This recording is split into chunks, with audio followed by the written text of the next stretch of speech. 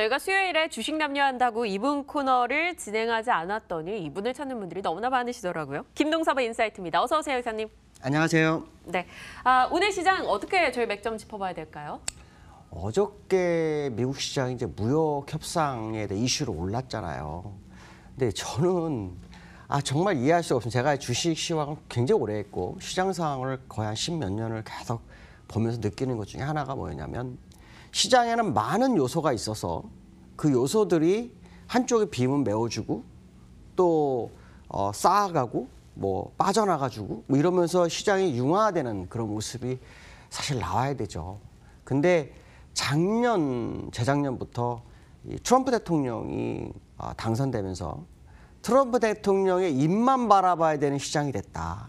이게 무슨 말이냐면 이 시장에 대해서 그의 마음에 따라서 움직이는 거죠. 특히 뭐 트럼프 스캔들 뭐 이런 문제들이 계속 있으니까 이거를 내치로 안 가고 외치로 가버리면서 뭐 무역 적자라든가 뭐 이런 걸 가지고 시장을 막 운영합니다. 그래서 첫 번째 시장을 끌어올렸던 게 감세였고요. 두 번째가 무역 전쟁이라든가 뭐 금리에 대해서 언급하면서 시장을 막 흔들었어요. 그러니까 이 시장이 뭔가의 어떤 매크로 환경을 통해서 시장을 분석하는 게 아니라 완전히 그 트럼프 대통령이 입만 바라봐야 되는 상황까지 왔다라는 생각을 해보게 됐고요. 그것 때문에 사실 이번 시장도 굉장히 어저께 그저께 계속 올라온 이유가 무역 분쟁 협상이 거의 가능성에 대한 부분이 언급이 됐고 트럼프 대통령이 두 가지를 언급했어요. 하나는 이 무역 협상이 타협 근접하게 오면은 협상 기간을 연장할 수 있다 이런 발언을 하고요. 또 셧다운이 두 번째 셧다운은 없을 거다 뭐 이런 얘기를 해서 시장을 끌어올리죠. 그럼 사실은 시장에 있는 재료들은 다 무의미해 버리는 그런 상황이 나오죠. 아시겠지만 시장에서는 지금 계속해서 경기 둔화, 경기 침체 가능성. 그래서 연준에서도 금리 인상을 머뭇거리고 또 4차 양적 완화도 있을 수 있다라는 언급이 나오고 있고요. 유로존에서도 양적 완화를 재개에 대해서 가능성을 지난달 25일 날 마리오 드라기 총재가 직접 언급을 했어요. 그러니까 이 정도로 시장이 어렵죠. 중국 같은 경우에는 채권 시장이 11조 달러 정도 되는데 이게 디폴트 가능성이 점점 나오고 있다. 뭐 이런 얘기가 나오는데도 불구하고 시장은 올라갑니다. 트럼프 발언에 의해서. 미국이 올라가니 다른 나라도 같이 올라갈 수밖에 없는 그런 양상이죠. 문제는 뭐냐면 무역 협상이 이루어지고 난 다음에 그걸로 끝날 거냐 이게 핵심 포인트입니다. 사실은. 왜냐하면 어차피 협상이 잘 돼가고 있다 뭐 이렇게 얘기하고 나와서 고위급 회담까지 갔으니까 이제는 재료는 노출된 겁니다. 재료는 노출된 거고 셧다운도 노출이 된 거죠. 문제는 뭐냐면 되고 난 다음에 두 가지를 봅니다. 하나는 시장에서 만족할 만한 결과냐 지적재산권에 대한 부분. 두 번째 중국과 무역 분쟁으로 끝낼 거냐. 절대 안 그럴 거다라는 거죠. 중국을 선례로 한 여타 국가 적용. 이게 진짜 무역 분쟁의 시발점이 될 수 있다. 사실은 그런 부분들이 벌써 영향이 가기 시작한 게 도일 같은 경우에는 리만 브러더스라든가 서프라임 모기지 때도 아주 잘 견뎠고 그리스 때도 엄청나게 화랑을 탔어요. 전 세계가 힘들 때. 근데도 독일이 지금 무너지기 시작했다. 이런 부분들을 본다면 트럼프에 의해서 움직인 이 시장 트럼프가 문제가 되면 이 시장 어떻게 될까? 여기에 불안감이 있는 건 사실이다라고 봐야 될 것 같고요. 기술적으로는 일단 돌파가 됐어요. 주봉상으로.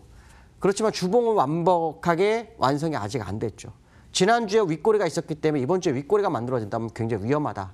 결국 이번 주 내내 빠지지 말아야 한다라는 부분인데요. 제가 오늘 일봉에서 꼭 얘기해주고 싶은 것은 시간론, 일목균집표 시간론 한번 재봤어요. 저점에서 최저점에서 고점까지 걸린 시간이요. 지금 34.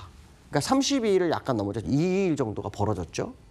근데 요 고점에서 요 고점까지 65입니다. 어저께가요. 그래서 윗꼬리가 일단 생겼죠. 그 다음에 또 하나를 정한 게 요 저점에서 한번 쭉 그어봤더니 74. 그러면 그러니까 어저께, 오늘, 내일까지가 변곡수가 나옵니다. 그러니까 여기서 만약에 요 추세선을 제가 하나 그어놨죠. 요 밑으로 똑 떨어지는 모습이 나오면 반등이 마무리가 되는 국면일 수 있다라는 생각을 한 번쯤 해보시면 시장 접근하시는 게 좋겠다라고 말씀드릴 수 있고요. 두 번째 이슈는요. 첫 번째 이슈하고 연결될 것 같습니다. 금 얘기를 좀 할까 합니다. 금이 월가에서 사라고 합니다. 이 누가 얘기했냐면 번스타인.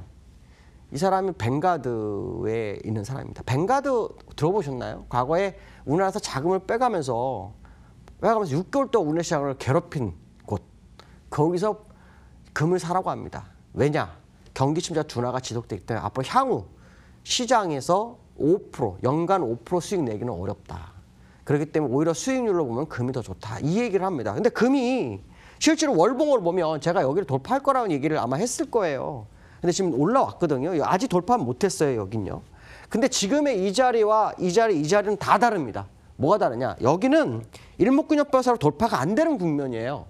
근데 여기는 돌파가 되는 국면이에요. 그러면 위험자산이 어려운데 금을 사라.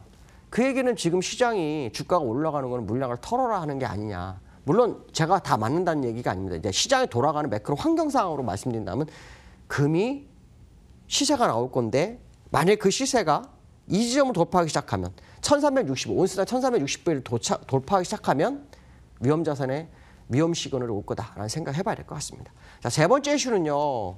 외국인에 대한 얘기인데요. 외국인들이 지금 코스피에서는 안 사고 코스닥에서 샀어요. 근데 오늘은 또 코스피에서 사거든요.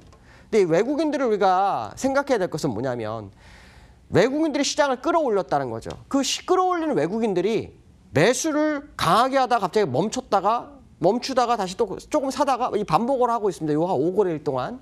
근데 재미난 것은 뭐냐면 그 시점이 언제였냐는 거죠.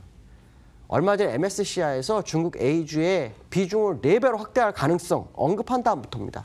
그 얘기 무슨 말이냐면 외국인들이 일단 아시아 시장에서 나가는데 우리나라 시장도 나갈 확률이 높다. 거기서 못 간 곳들 중에 개별 종목, 코스닥을 이익 실현하면서 시장의 분위기를 좀 맞춰놓으면서 빠져나가는 그런 과정이 아니냐라고 본다면 코스피에서 외국인들이 추가적 매도를 하는지를 관측해야 될 것 같다라고 말씀드릴 수 있을 것 같습니다. 오늘 여기까지 하겠습니다. 감사합니다. 네, 김동섭의 인사이트 시장 들여다봤습니다. 어느덧 저희 마칠 시간이 됐네요. 그런 말이 있어요. 공부를 많이 하면 공부가 늘고 요리를 많이 하면 요리가 는데요. 뭔가를 많이 하면 그게 는다고 합니다. 걱정도 많이 하면 걱정이 는다고 하니까요. 걱정 최대한 좀 덜 하시고요. 저희 시간 함께 하시면서 좀 시장을, 종목을 즐겨주시길 바랍니다. 내일 이 시각 인사드릴게요. 시장공감템 박민영이었습니다. 고맙습니다.